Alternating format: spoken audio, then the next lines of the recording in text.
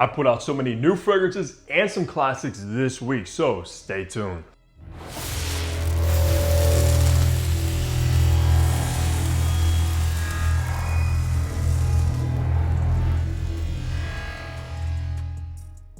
What's good, boys? Hunter here and welcome back to Fragrance Hunt. I hope you all had a good week and we're smelling incredible because you already know I was, guys. Like I said in the intro, I put out so many new fragrances in the collection, some classics and must-haves as well that I'm so excited to get into. Now, if you aren't familiar with this series that I do on a weekly basis, I basically just run down what fragrance I wore on each day, how many sprays I did, the kind of weather outside, and of course, if that fragrance got any attention, rather good or negative as well. And of course, before we go ahead and get into my list or my rotation, drop your rotations down below. Let's get right into Monday. Monday was in the low 40s and sunny outside, and I pulled out Jean Paul Gaultier's Beau the EDT original, guys, which I literally just got in the collection. And oh my goodness, is this a fantastic, sexy, tropical kind of coconut type of fragrance, man. This one is good, and you would know that if you watched my review that I recently just dropped. And of course, when you think of Beau, you probably think of the Le Parfum, which is probably the more popular one and has gotten even clones of that fragrance as well. But there's something so good about the simplicity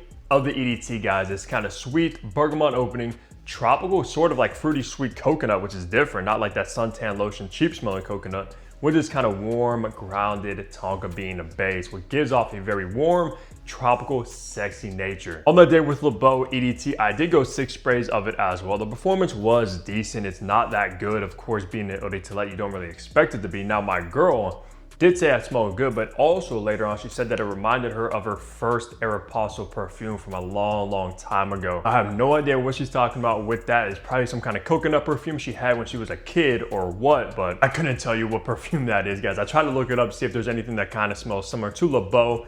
Don't have any idea what she's talking about. But man, if you want a sexy tropical fragrance to wear, this has got to be one of the best bets to go for easily, guys. So that's what I wore for Monday. Tuesday was in the low 40s as well, but rainy outside, and I pulled out Australia's Amazonias Sierra, guys, which I literally just reviewed as well. Now, this is going to be inspired by Mason Francis Kurkdjian's Gentle Fluidity Gold, which of course is this aromatic vanilla kind of cozy type of fragrance. Big fan of silver.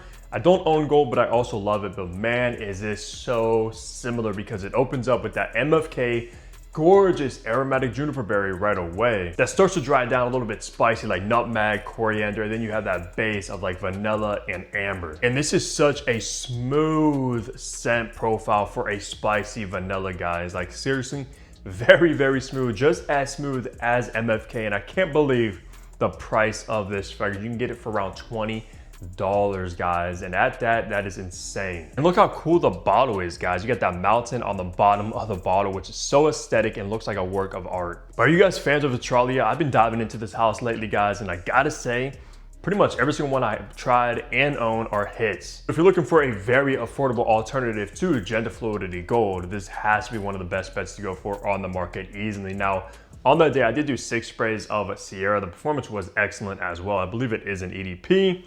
My girl said that I smelled very kind of cozy, warm, and it mixed perfectly with my skin chemistry. Like she was snuggled up to me all day while rocking Sierra, guys. It's got that cozy, warm, vanilla kind of vibe to it, which of course ladies love. So that's what I wore for Tuesday is Gentle Fluidity Gold on a budget with Australia's Amazonia Sierra, guys. This is a banger for the price. Wednesday was in the mid 40s and cloudy outside, and man, are we taking it back with Paco Rabanne's 1 million, the original 1 million, guys, from a long time ago. And oh my goodness, I just got this one in the collection as well. Big fan of the 1 million line, of course. I've been rocking Lucky for like 8 years. And then of course, I'm a huge fan of the Parfum, but never was the biggest fan of the original EDT until I got a bottle in, guys, and the opening really surprised me because it almost has this fruity mandarin, very sweet, mixed together with a very refreshing minty vibe, which I do not remember 1 million smelling like at all. And it's probably because I've smelled this on so many people, and when I do smell it, I always smell the dry down of it. Never that beautiful opening, man, but I was surprised by it. And of course, as we know, it does dry down to the spicy cinnamon, very warm and cozy,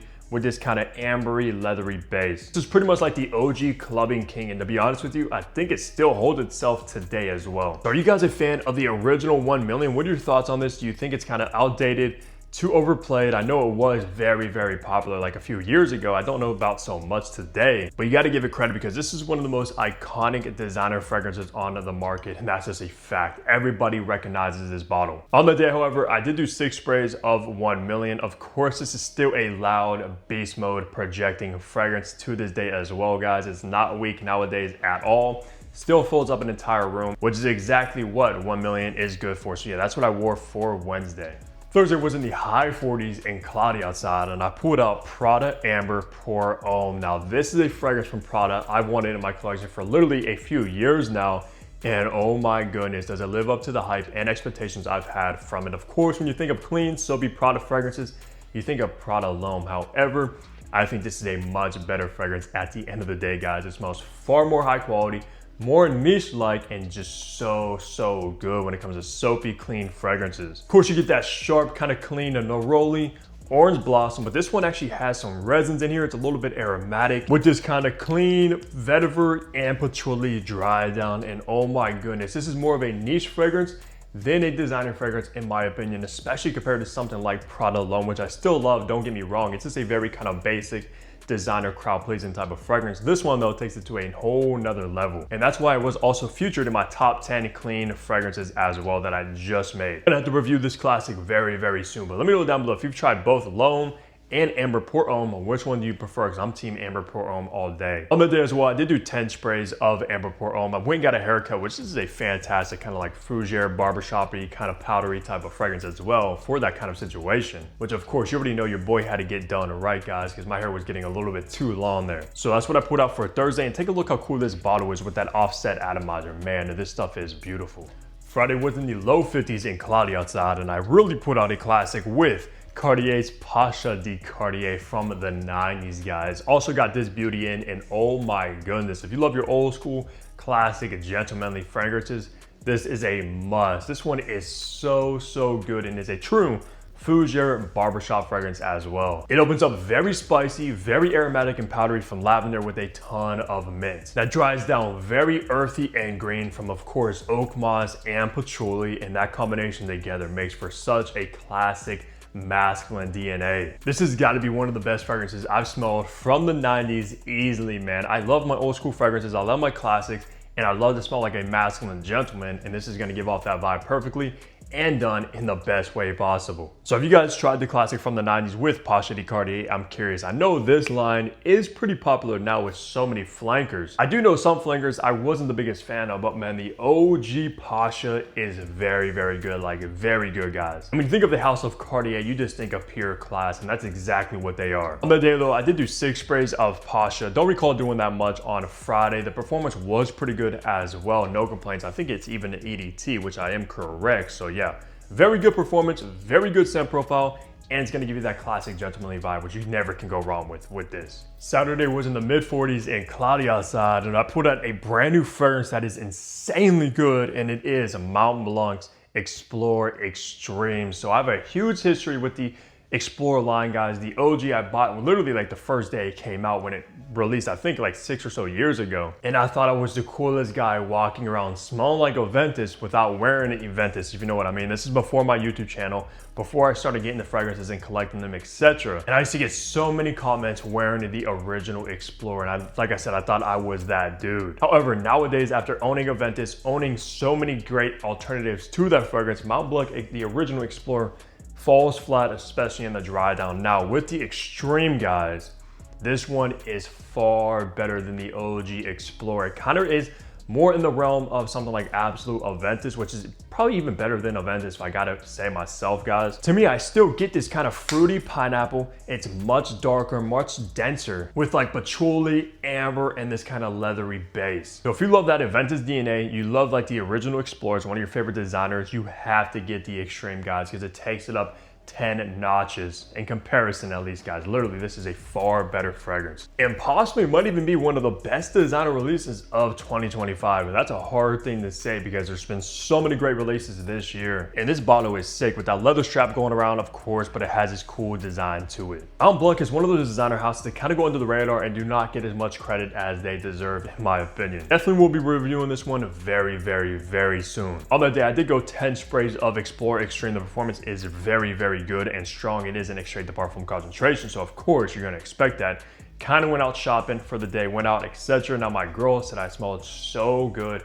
Told her what it was and she said, yeah, that's why Mont Blanc is one of the best houses. She's a huge fan of like the original legend from Mont Blanc. It's one of her favorite designer fragrances of all time. But yeah, this one is almost like a tribrid of aventus, absolute aventus, and sauvage elixir thrown into the mix, man. And it makes for an excellent fragrance. So that's what I brought for Saturday. It's gotta be one of the best releases of 2025 so far. Sunday was in the low 50s and cloudy outside, and I pulled out Symmetry Quest, which I had no idea about this house until it got sent over to me, which I believe is exclusive to FragranceNet. So of course I gotta test new things, wear new things like every single day, guys. We rocked Symmetry Quest. Have you heard of this brand?